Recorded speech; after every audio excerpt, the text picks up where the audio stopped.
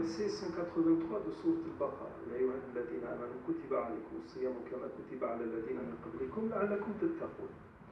Le mot kutiba, ici, veut dire que le jeûne a été prescrit.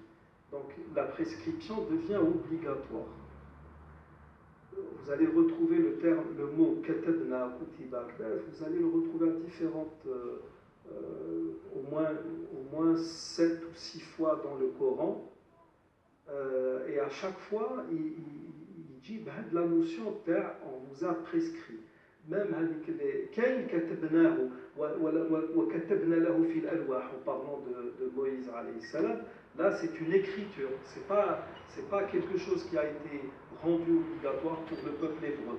Mais quand Dieu parle par exemple des moines qui ont fait dans le monachisme, qui ont inventé ce principe de chasteté de l'homme de culte, يقول إلى رهبانية ورهبانية ابتدعوها ما كتبناها عليهم.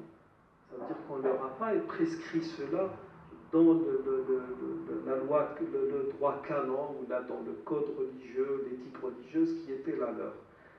Donc là, quand vous commencez, le jeûne est obligatoire, sachant que avant même ça, le verset a été révélé en l'an 2 de l'Hégire, et avant cela, ce qui était obligatoire, c'était le jeûne de Ashura.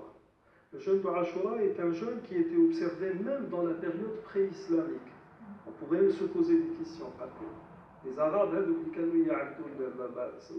ils sont Ibn Hajar al-Asqalani, dans son interprétation de Sahih al-Bukhari, rapporte d'après Ikrima que ces gens-là avaient commis un impair, un manquement.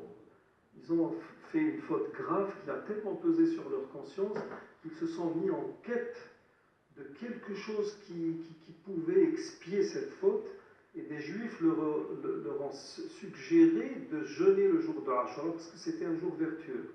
Et ils ont accepté cela parce qu'ils avaient du respect pour les gens du livre.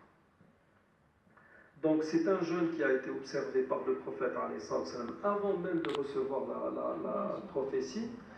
Et quand il est allé à Médine, il a remarqué que les Juifs le jeûnaient. Apparemment, il n'avait pas une idée de l'origine de ce jeûne. Lui, quand il est né, ce jeûne était observé par les gens de son époque, donc il a suivi le mouvement. À Médine, il est allé interroger les Juifs sur les raisons de ce jeûne, et on lui a dit c'est un jour vertueux où Dieu a sauvé Moïse et les Hébreux de leur ennemi. Moïse l'a jeûné, donc nous le jeûnons. Qal, je suis plus digne de Moïse que vous, il a jeûné.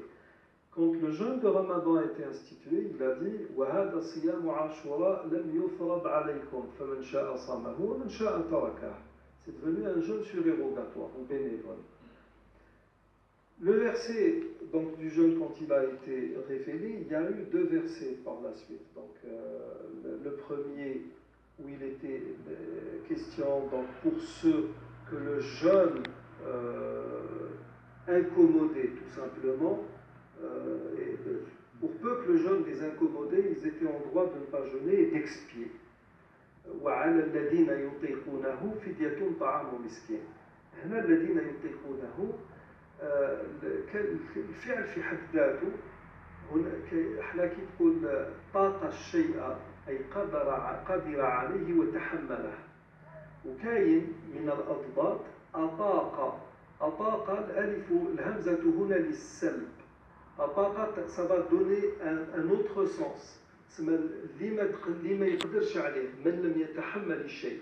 والكلمه هنا يطيقونه فعل يطيقونه لأنه جاءت فيه روايات في العشر الكبرى وعلى الذين يطوقونه أي لا يتحملونه en parlant du jeûne فدية طعام مسكين.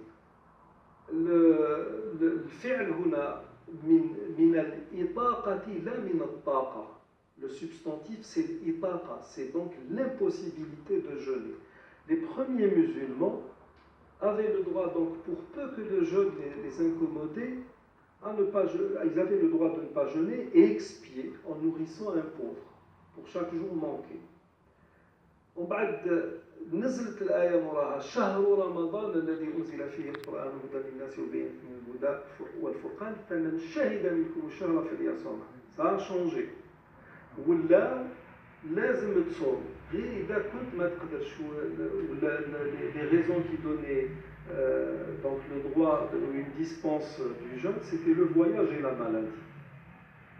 Ibn Abbas قال نسخت في من يجهده الصوم وأثبتت في حق الحامل والمرضع. Il y a dans ce groupe de versets il y a une abrogation partielle. C'est-à-dire qu'à un moment donné, les gens pouvaient le faire. En bref, ça a été plus ou moins réglementé ou conditionné par l'incapacité de jeûner. L'incapacité هذيك bon, chez les savants, كل واحد كيفاش يهضر عليها, il y a une petite divergence, mais ما ولاتش الحالة libre كيما كانت. De plus, les premiers, quand ils jeûnaient, le jeûne commençait au moment même où on entrait dans une phase de sommeil. Quand on allait dormir, pour peu que l'on partait dans son sommeil, on se réveillait à jeun. Et on devait se maintenir cet état d'abstinence jusqu'au crépuscule du lendemain. Les choses sont allées ainsi, sauf que les gens travaillaient dans des conditions qui étaient difficiles. Et il est arrivé par exemple qu'un compagnon s'appelant Salma, Rasoul sallallahu alayhi wa sallam est passé devant lui le matin, il était affaibli.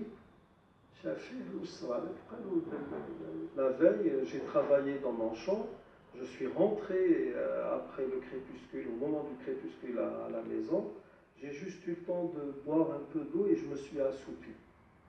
Il s'est assoupi, quand il s'était réveillé, il était dans un état, dans une nouvelle phase de jeûne. Alors donc j'ai observé le jeûne et là, franchement, je n'en peux plus. Donc, من بعد وزاد صراو حوايج اخرين خاطر الآية تقول أحل لكم ليلة الصيام الرفث إلى نسائكم. Les musulmans n'avaient pas le droit d'avoir des relations intimes avec leurs épouses pendant pratiquement tout le mois de Ramadan, sauf que certains le faisaient, ne pouvaient pas s'empêcher de le faire. Et le verset, quand il y a eu cet aménagement, ce réaménagement du jeûne, toutes ces choses-là ont été prises en considération.